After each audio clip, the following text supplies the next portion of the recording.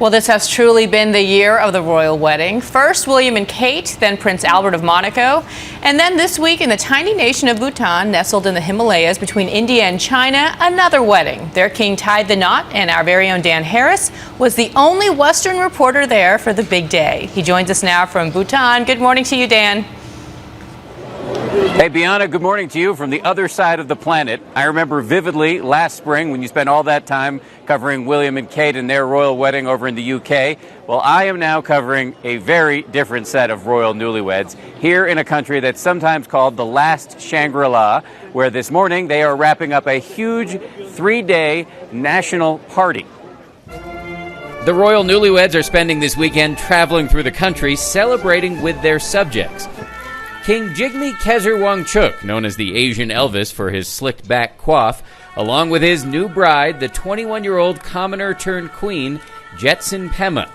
This is a love story in a most unusual setting, Bhutan, about the size of Iowa with a population roughly equal to El Paso, a place where there are 0 stoplights, where they just got their first escalator a month ago, and where the national animal looks like a cross between a cow, a yak, and a bear. That's lunch. At 31, King Jigme Khesar is the youngest king in the world. He went to college in the Boston area and is a huge Celtics fan. He was coronated in 2008 when his father, a man who has 4 wives, all sisters, decided to step down. After several years of national hand-wringing about the king's persistent bachelorhood, he announced that he'd finally chosen a wife. And I wish you all the best. A 21-year-old student, the daughter of an airline pilot, a lover of painting and sports. She sometimes looked a little bit overwhelmed amidst all the solemnity and pageantry, but there was one moment of real tenderness as the king placed a crown on her head and then caressed her face reassuringly. There was no kiss on the balcony like with William and Kate. They're too modest for that here.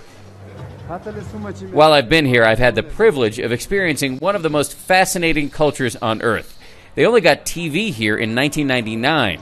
The Bhutanese answer to American Idol is called Druk Superstar. Marijuana plants grow freely all over the place here, although nobody smokes the stuff. But what Bhutan is perhaps most famous for is happiness.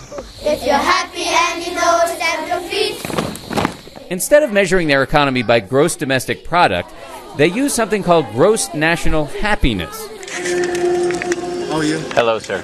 Dan Harris from ABC News. Congratulations. Thank you. Congratulations. Thank you. One shining example of Bhutan's chipper attitude, right in the middle of his own wedding, the king surprised me by asking whether I was having a good time. Always cool under pressure, I very smoothly filmed the ground during the entire exchange. Luckily, however, a camera from Bhutan National Television was there, broadcasting the whole thing live. Are you enjoying your stay here? It's one of the most beautiful places I've ever been. First visit? First visit, yes. We're very happy to have Thank you, sir. Take Thank care. you, sir. Cheers. Congratulations. As he moved on, continuing to work the rope line, he called me over once again. Do you want to take a picture? Can I? Can you say congratulations? Can you see? Do you know how to say congratulations, girls? Thank you. Okay, because.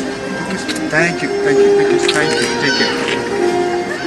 And that was it, my little king and I moment. It was rather thrilling, I have to say. The royal newlyweds, after they're done celebrating with the rest of the country, they're going to have their honeymoon right here in Bhutan. And next weekend, Bianna, I'll be right back in New York with you and my man Ron Claiborne. For now, take care.